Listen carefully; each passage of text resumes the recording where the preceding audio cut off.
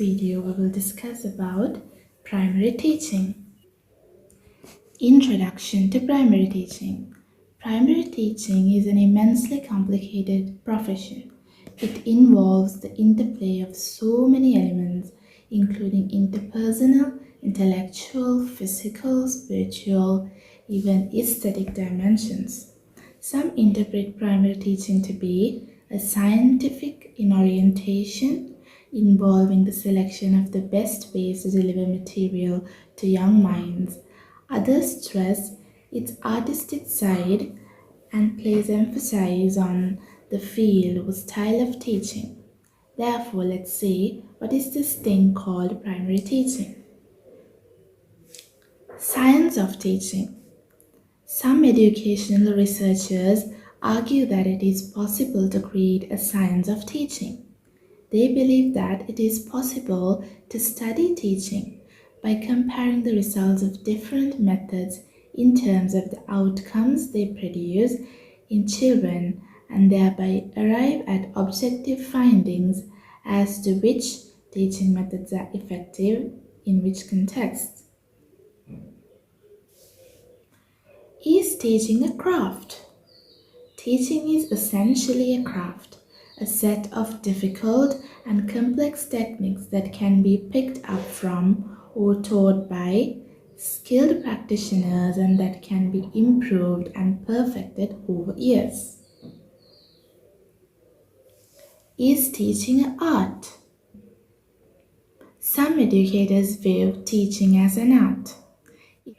They claim it to be so because they view it as a complex creative activity concerned with the promotion of human learning and involving imagination, sensitivity, and personal response, indefinable elements of professional judgment, none of which can be taught directly by another person. There are no absolute right or wrong answers to state whether teaching is a science, craft, or an art.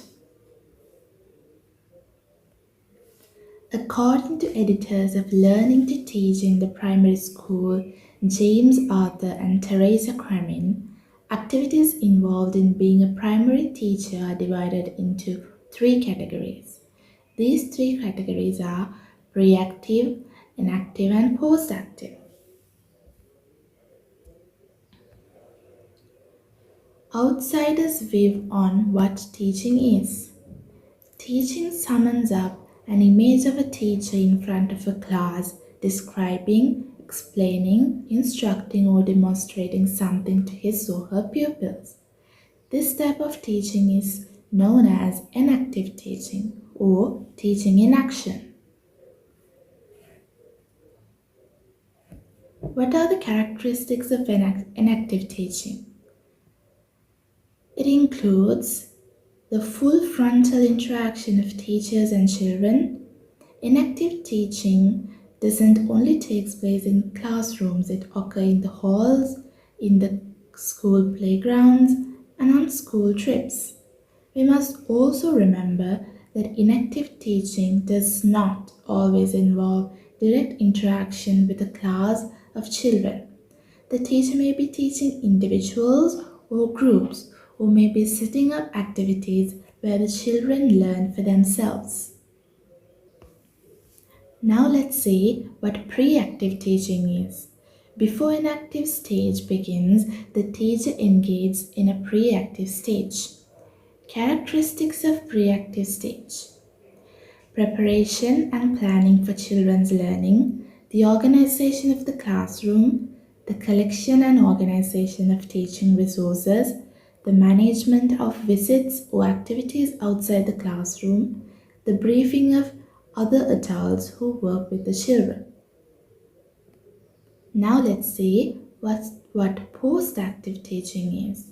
Post-active teaching involves reflecting on practice, writing up evaluations, marking children's work, making assessments of children's progress, and keeping records. At its best, this feeds into pre-active teaching as reflection and assessment inform planning and preparation.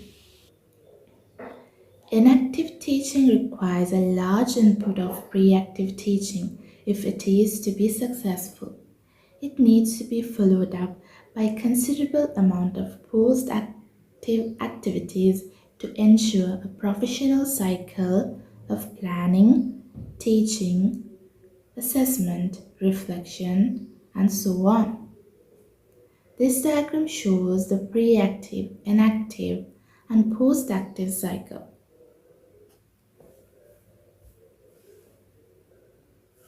Primary teaching is not all about teaching children. The primary teachers have to engage in a variety of activities such as extra class activities, administrative tasks, staff meetings and clubs, consultation with parents, attendance at professional development courses, etc. Now let's see what are the personal qualities and knowledge required by a primary teacher. Based on 40 years ago research done by Philip Taylor, pupils expect teachers to teach. They value simple explanations, the clear statement of problems and guidance in their solution. Personal qualities of kindness, sympathy, and patience are secondary, appreciated by pupils if they make the teachers more effective in carrying out his primary intellectual tasks. There appears to be little demand by pupils that teachers shall be friends or temporary mothers and fathers. What is the knowledge required by a primary teacher? There are 7 kinds of knowledge expected of a primary teacher. They are subject content knowledge, pedagogical subject knowledge, curriculum knowledge, general pedagogical knowledge, knowledge of educational context, knowledge of educational ends, purposes, and values. The first type is subject content knowledge. It is an understanding of the main concepts, principles, skills, and content of the areas that you will have to teach. The second type of knowledge is pedagogical subject knowledge. The meaning of this is the application of subject knowledge in teaching the students. This crucially important area involves knowing how to make the knowledge, skill, and understanding of subjects accessible and meaningful to the students. Knowing how best to represent particular ideas, knowing what illustrations to use, knowing what demonstrations or experiments to employ, what stories to tell, what examples to draw on, what kind of explanations to offer, how to relate what needs to be taught to children's experience or interest, and so on. You will begin to develop this applied expertise in your course of initial teacher education. You will need to add to it through continuing professional development, and over time, you will add to it from the wisdom of practice, your colleagues, and hopefully your own. Application of subject knowledge also draws on knowledge of children's development, including aspects of how children learn and what motivates them, of development sequences, and of learning difficulties and other special needs. The third type of knowledge is curriculum knowledge.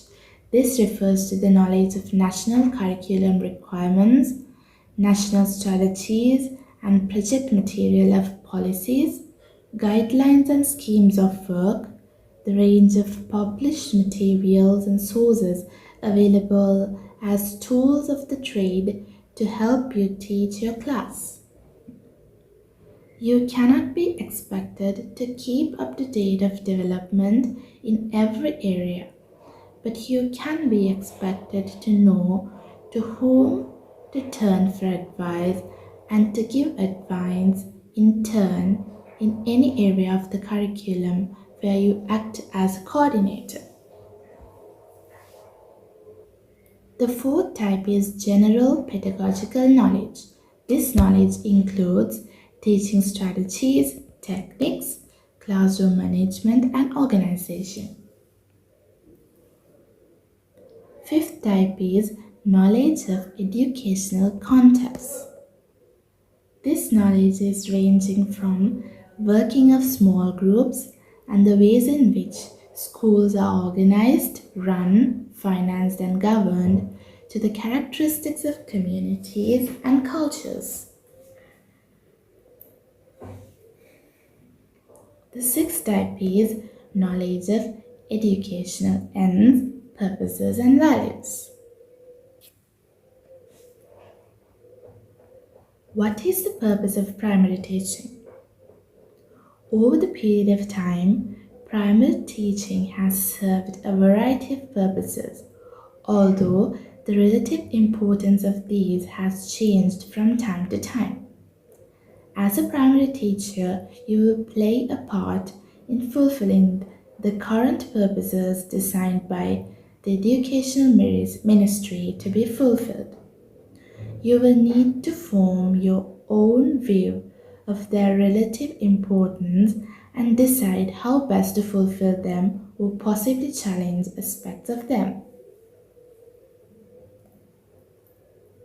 There are two main purposes of primary teaching. These two purposes are instruction and socialization.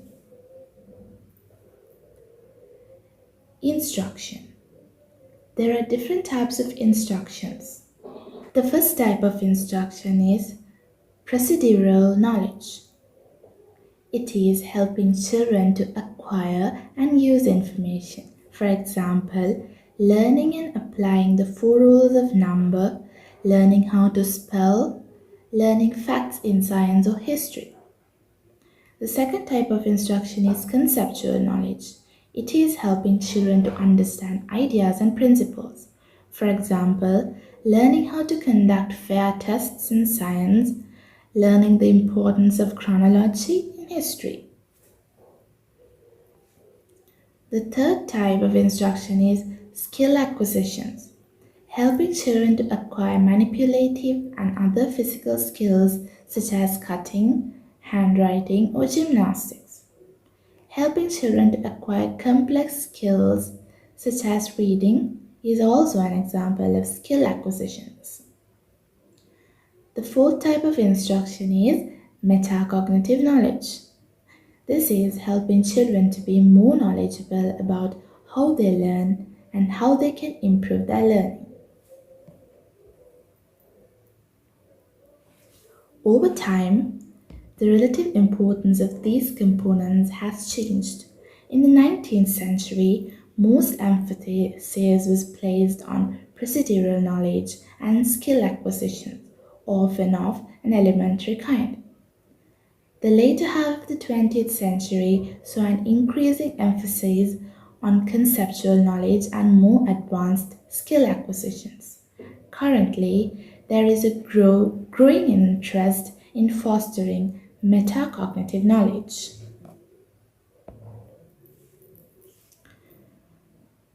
The second purpose of primary teaching is socialization. Children need to be introduced into a wider society than the home. They need to be able to relate to their peers and to work with them. They need to be inducted into the norms and values of the society.